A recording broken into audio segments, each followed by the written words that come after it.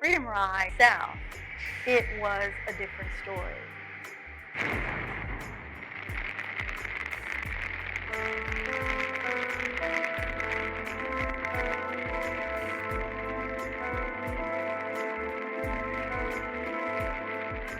So their ride stalled. They encountered hostile, violent, angry mobs. The federal government sends in its officials to help them get out of there and flies them to New Orleans. Do you feel that it's wrong to discriminate against a person solely on the basis of his race or color?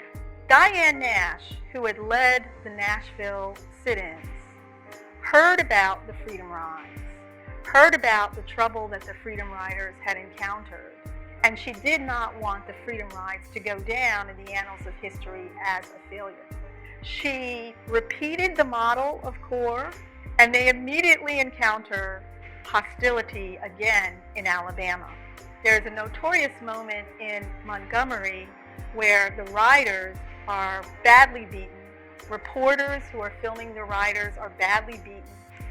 The local African American church has a mass meeting to call attention to this problem. Dr. King is flown in. A mob of thousands surrounds the church and threatens to set the church on fire. Dr. King phones the Attorney General, Robert Kennedy, and asks for help.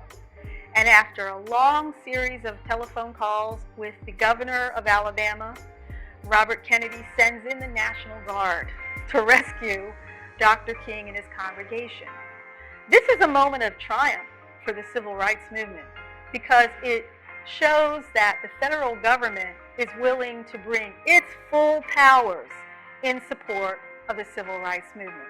So already the Freedom Rides are creating the kind of social change that the riders wanted to. The riders continue during this second round all the way to Jackson, Mississippi, with some degree of police protection.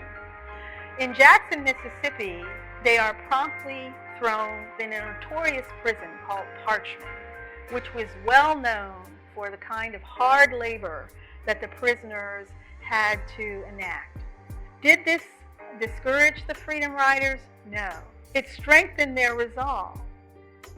They practiced nonviolence in those jails when the guards were violent toward them. And they modeled to people in jail who had not been a part of the movement. They modeled to the people in jail how serious the motivations of the movement activists were and how transformative the movement was. In the end, the Attorney General was able to change the laws, and interstate travel was finally really desegregated as a result of the Freedom Rides. So the Freedom Rides are a major success for the civil rights activists in the early 1960s.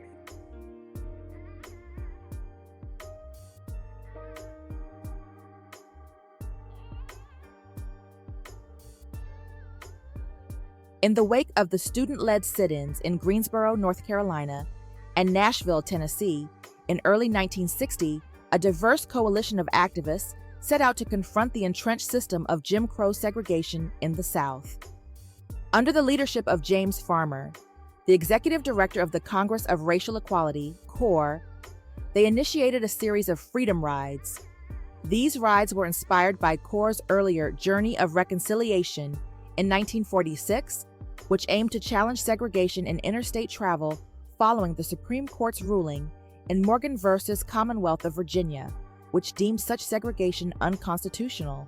Despite facing strong opposition from white segregationists, the movement gained momentum. While the earlier journey faced significant resistance and arrests, Farmer was determined to mobilize a new generation of activists. They aimed to test the 1960 Supreme Court decision in Boynton v. Virginia, which reinforced the prohibition of racial segregation in interstate transportation. On May 4, 1961, a dozen activists embarked on their journey from Washington, D.C., traveling in pairs as interracial teams on Greyhound and Trailways buses bound for New Orleans, Louisiana.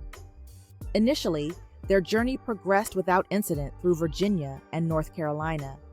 But violence erupted in Rock Hill, South Carolina, when young white men attacked black riders attempting to use a segregated restroom.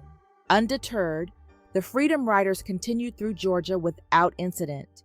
But upon entering Alabama on May 14th, they encountered violent confrontations. In Anniston, a mob attacked their Greyhound bus, throwing rocks and slashing its tires. After the driver managed to escape the immediate danger, the mob firebombed the bus when it stopped to make repairs, marking a brutal end to that segment of the Freedom Ride.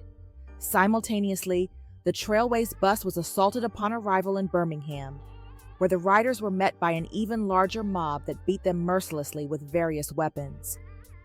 The violence prompted Diane Nash, a key member of the Student Nonviolent Coordinating Committee, SNCC, to galvanize a new group of Freedom Riders in Nashville. This second wave set out from Nashville on May 14th to reinforce their fellow activists in Alabama. Upon reaching Birmingham on May 17th, local law enforcement, under Public Safety Commissioner Eugene Bull Connor, placed the riders in protective custody. However, in a shocking turn, the police transported them back to the Tennessee state line and abandoned them by the roadside. Refusing to be deterred, Nash led the activists on a 100-mile trek back to Nashville to regroup. By May 20th, the Nashville Freedom Riders returned to Birmingham, and this time they faced no brutality as they continued on to Montgomery. There, however, they encountered yet another mob armed with baseball bats, tire irons, and bricks. As the riders disembarked, they were swarmed and violently attacked, with notable injuries sustained by John Lewis and Jim Zwerd. A White House observer, John Seigenthaler, was also knocked unconscious while trying to protect riders Susan Wilbur and Susan Herman. The brutal assaults received national media attention, galvanizing the resolve of the Freedom Riders. James Farmer joined the group as they journeyed into Jackson, Mississippi, where they were protected by law enforcement throughout the state. However, upon arriving at the bus terminal in Jackson, the riders were arrested for violating a recently enacted breach of the peace statute. They were fined, but chose not to pay, leading to a sentence of 90 days in jail for each participant. To further intimidate the demonstrators, Mississippi officials transferred nearly 100 Freedom Riders to the state penitentiary at Parchman, where they faced harsh conditions, including beatings, inedible food, and invasive strip searches. Prison officials even confiscated their blankets and mattresses. As more activists arrived in Jackson, they too were arrested and sent to Parchman, facing the same oppressive treatment.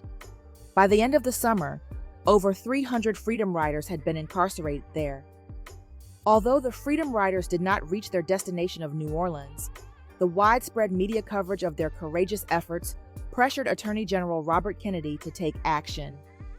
He eventually called on the Interstate Commerce Commission, ICC, to enforce desegregation in interstate travel, leading to the implementation of sanctions against violators in November 1961.